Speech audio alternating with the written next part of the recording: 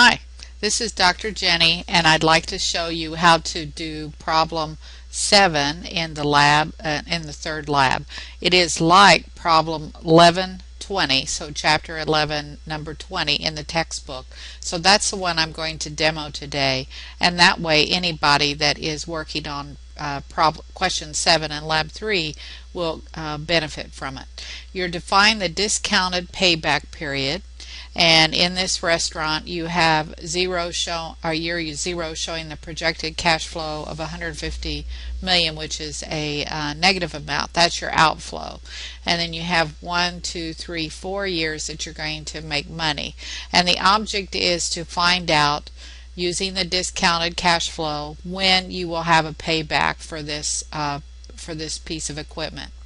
So first of all, the best thing to do is set it up like what I have here, and you'll see all I've done here is just repeat the information that came from the textbook.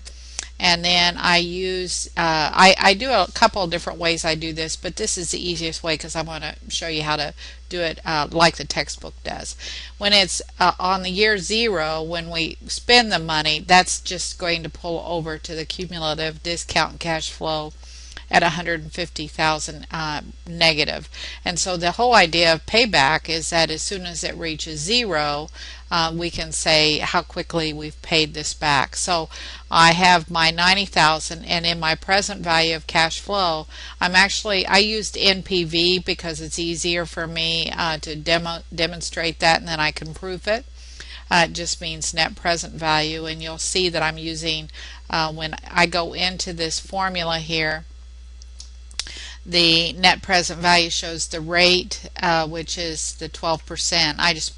That's the cell there, and then the value.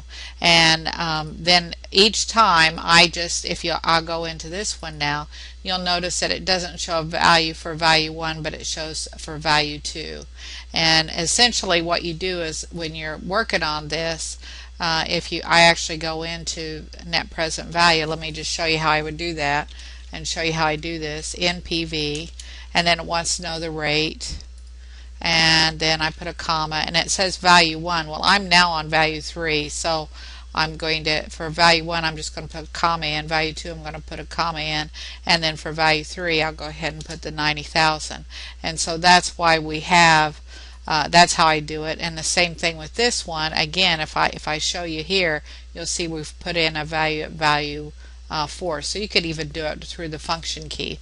And then basically what I'm doing here is I'm accumulating this amount. Well, what I want you to notice is that between years 2 and 3, we pay back this piece of equipment. And a lot of times that's enough of an answer for a manager, is that between years 2 and 3 we pay it back. But they specifically wanted an amount here. And so one of the things you can see here is that we know it's between years 2 and 3, so I start with 2, and then I take this amount here. Let me highlight that in a little bit different color, in green maybe. And I'm going to look at this amount, which is what I bring in. So, I've got this negative amount in year 2, and I've got this 64. Well, I don't need all the 64 to cover it, so I just find the percentage. So I take the 13 negative amount there and divide it by 64. And you'll notice I didn't put a negative amount here because you're really just trying to find out when you pay that off, so you don't need to worry about the sign in that. And that comes up like to 0.216 something. So I rounded it off to 22%. So 2.22 years, and this would be paid off. And I hope this helps.